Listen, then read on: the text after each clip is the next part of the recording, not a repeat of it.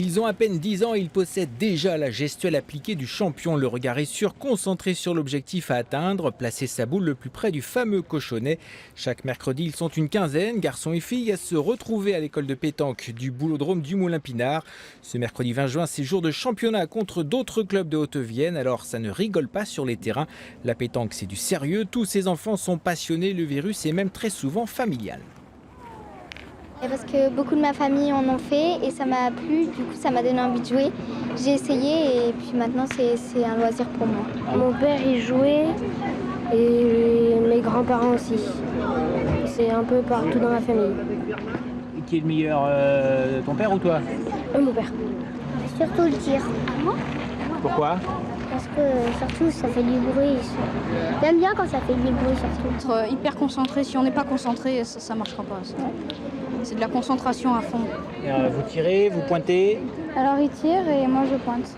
Autour des parties, un homme surveille de près le jeu, les tactiques, le positionnement des pieds dans le cercle, les mains, le lancer des boules. Nicolas Fontan entraîne ses jeunes depuis près d'un an. Très bien mon Gabi, super, bravo. Nicolas Fontan, vous êtes le responsable de l'école de pétanque du Moulin-Pinard. École de pétanque, donc c'est très sérieux.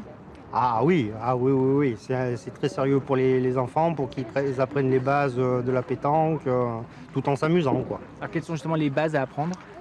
Beaucoup de concentration, ce qui n'est pas évident pour le jeune âge, mais on y arrive. On fait des entraînements de 2 heures par séance, et avec une petite coupure au milieu, et voilà. Là, on voit il y a un petit championnat. Quels conseils vous leur donnez quand vous suivez les parties? On vous entend leur donner des conseils? C'est surtout des encouragements.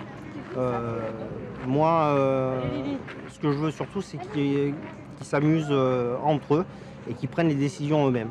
C'est le plus important, qu'il n'y ait pas les parents autour, les adultes qui leur disent fais ci, fais ça. C'est eux qui s'amusent, donc c'est à eux de prendre les responsabilités. Voilà. Oui, il y a quelques filles, elles sont meilleures que les garçons ou pas? Elles ont une vue différente sur la... Elles sont plus appliquées que les garçons et plus concentrées aussi.